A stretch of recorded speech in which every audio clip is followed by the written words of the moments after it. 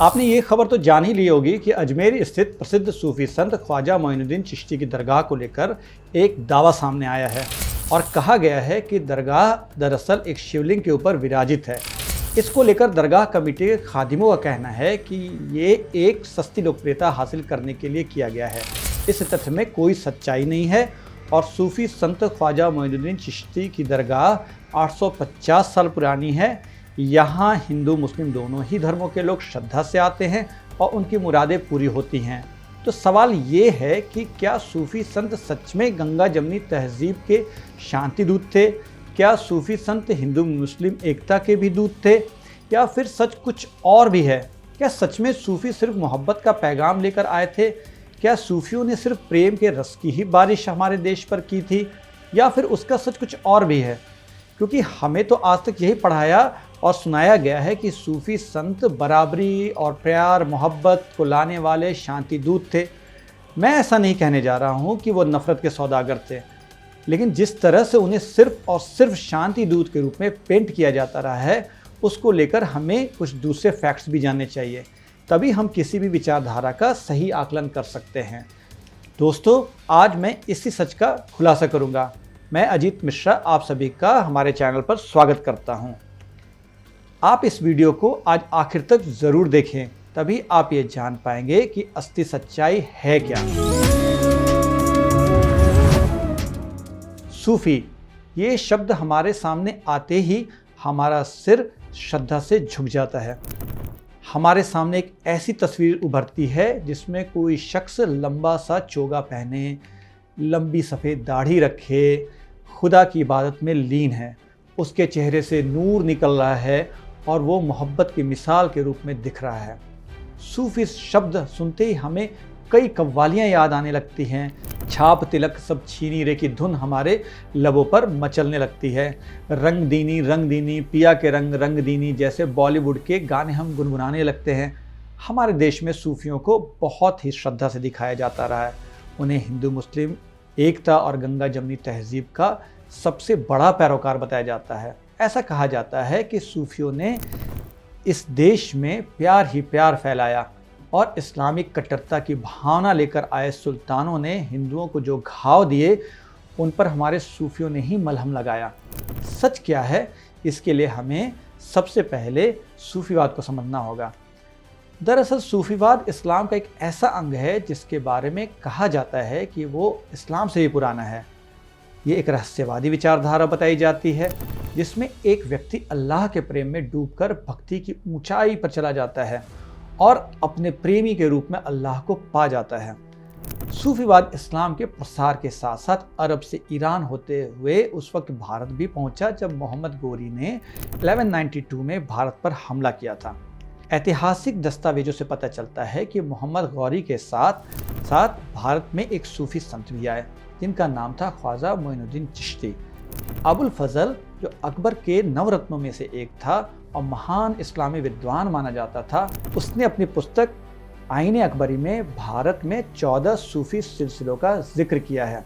सिलसिले का अर्थ होता है मत या मान्यता, यानी सूफियों की भी एक ही विचारधारा नहीं थी, वो 14 मतों में बटे हुए थे, जिसमें 4 मत या सिलसिले भारत में सबसे ज़्यादा पॉपुलर हुए हैं।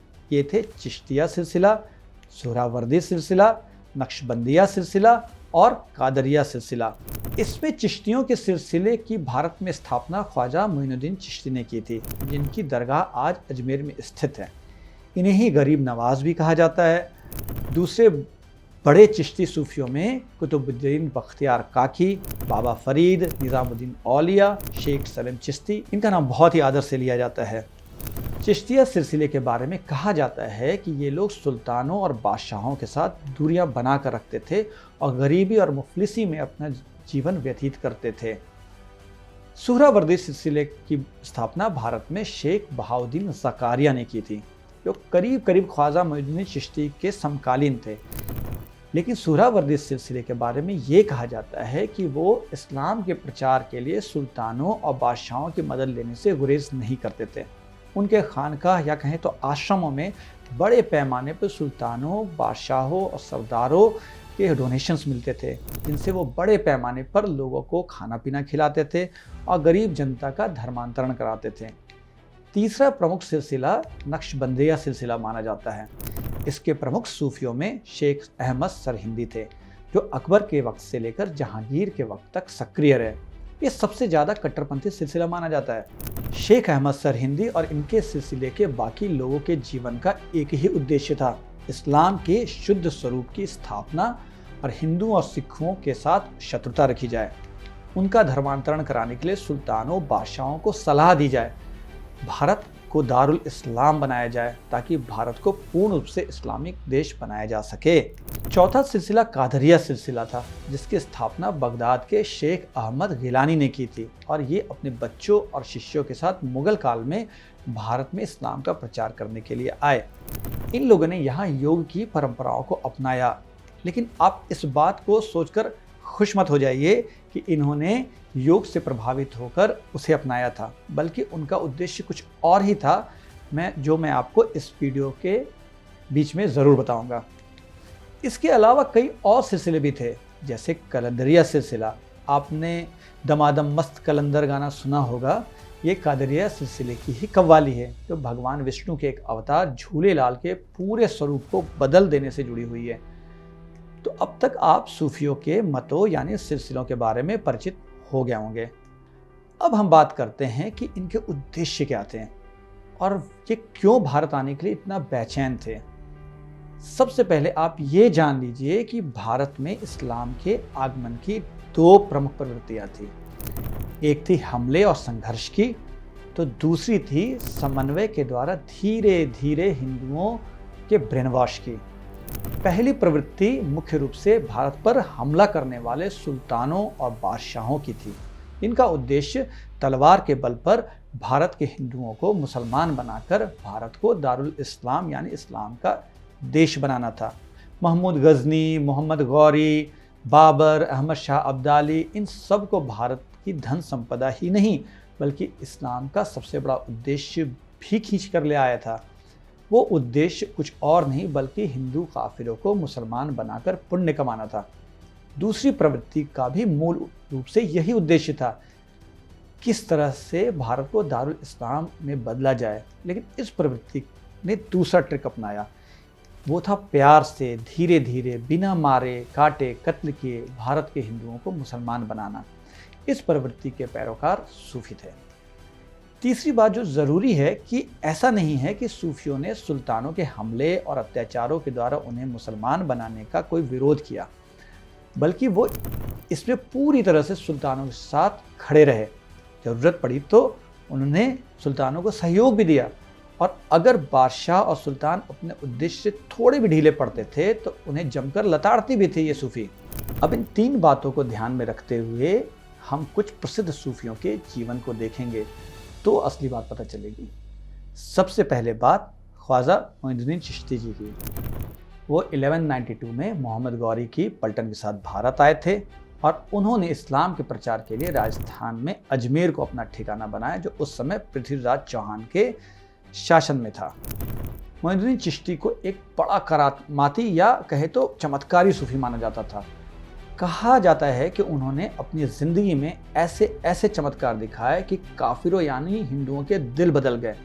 मैं ख्वाजा मोइनुद्दीन चिश्ती के बारे में बताए गए 3 चमत्कारों का उदाहरण आपको दे रहा हूँ, जो स्वयं ख्वाजा मोइनुद्दीन चिश्ती दरगाह के वेबसाइट sayyadazmersharif.com पर दिए गए हैं। इन्हें आप चेक भी कर सकते हैं। इसमें पहला चमत्कार कुछ इस तरह है कि अजमेर के शासक पृथ्वीराज चौहान की वजह से कोई भी मुस्लिम अजमेर में आ नहीं पाता था। उन्हें राजा के विरोध की वजह से इस्लाम को फैलाने का मौका नहीं मिलता था। तब जब ख्वाजा मोइनुद्दीन चिश्ती अपने शिष्यों के साथ अजमेर पधारे तो वहाँ वो उस स्थान पर ठहरे जहाँ आज आलमगीरी मस्जिद है।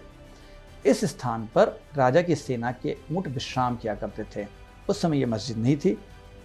जब ख्वाजा वहाँ पधारे तो उन ऊँटों की रखवाली करने वालों ने उनका विरोध किया। ऊँट के रखवालों का कहना था कि ये स्थान राजा पृथ्वीराज चौहान ने ऊँटों के लिए रखा है, इसलिए ख्वाजा अपने शिष्यों को लेकर यहाँ से चले जाएं। तब ख्वाजा ने कहा कि मैं तो चला जाऊँगा, लेकिन तुम्हारे राजा कि ये ऊँट अब खड़े नहीं हो पाएंगे। वेबसाइट पर दी गई चमत्कार की ये कहानी आगे बताती है कि ऐसा ही हुआ, ऊँट बैठे के बैठे रह गए। ऊँटों के रखवालों ने लाख कोशिश की, लेकिन वो ऊँटों को खड़ा नहीं कर पाए। ये बात जब पृथ्वीराज चौहान को पता चली तो उन्होंने अपने लोगों को ख्वाजा से माफ़ी मांगने के लिए कहा। इसके बाद ख्वाजा ने माफ़ी तो दे दी और ऊँट भी फिर से खड़े हो गए। एक दूसरा चमत्कार जिसके बारे में वेबसाइट में दावा किया गया है, उसे आप ध्यान से सुने। मैं कह रहा हूँ ध्यान से सुने, तब आपको पता चलेगा कि ख्वाजा मोइनुद्दीन चिश्ती का उद्देश्य किस प्रकार हिंदुओं को मुसलमान बनाना था। इस चमत्कार की कहानी कुछ ऐसी है कि ऊँटों वाली घटना के बाद अपने शागिर्दों के साथ ऐना सागर झील के किनारे बस गए, जो अजमेर में है। वेबसाइट के अनुसार ही ख्वाजा और उनके शिष्य उस झील से पानी पीने लगे। वो वहाँ मछलियाँ भी पकड़ते थे और उस झील के किनारे गो हत्या भी करते थे। ये बात खुद सैयद अजमेर शरीफ.com पर लिखी गई है। उस अजमेर में जहाँ 100% आबादी हिंदुओं की रही होगी, जिस झील के पानी को सारा अजमेर पीता था, उस झील के किनारे गोवध किया जा रहा था। ये बात खुद वेबसाइट ने लिखी है। जब राज्य के ब्राह्मणों को ये खबर मिली तो उन्होंने राजा पृथ्वीराज चौहान से शिकायत की और यहाँ तक कि उन्होंने जाकर के ख्वाजा मोइनुद्दीन चिश्ती के सामने विरोध प्रदर्शन भी किया। राजा पृथ्वीराज चौहान ने ब्राह्मणों की इस शिकायत के बाद ये आदेश जारी किया कि ख्वाजा और उनके सारे शागिर्दों को झील के किनारे से हटा दिया जाए और तुरंत उन्हें राज्य से बाहर भेज दिया जाए। वेबसाइट के अनुसार ख्वाजा अजमेर इसलिए नहीं छोड़ना चाहते थे क्योंकि वो अल्लाह और अपने पैगंबर के आदेशों का पालन करने के लिए अजमेर आए थे। ये आदेश क्या रहे होंगे अब आप समझ रहे होंगे। खैर, वेबसाइट इसके आगे की बात ये कहता है कि जब ख्वाजा का विरोध करने के लिए ब्राह्मण सामने खड़े हो गए तो ख्वाजा ने जमीन की धूल उठाकर उन ब्राह्मणों पर फेंक दी, जिससे सभी ब्राह्मण अंधे हो गए। इसके बाद पृथ्वीराज चौहान ने अपनी सेना को भी वहां तैनात कर दिया ताकि ख्वाजा ऐना सागर झील का पानी न ले पाएं। लेकिन इसके बाद ख्वाजा भी जब पानी लेने के लिए आगे बढ़े तो एक सैनिक ने उन्हें रोकने की कोशिश की। यानी ख्वाजा ने उसे ऐसी आंखों से देखा कि वो नर्वस होकर गिर गया। इसके बाद ख्वाजा ने ऐना सागर झील में अपने पानी भरने के बर्तन को डाला और ऐना सागर का पूरा पानी उसी बर्तन में चला गया। यही नहीं, पूरे अजमेर से पानी गायब होकर ख्वाजा के बर्तन में चला गया।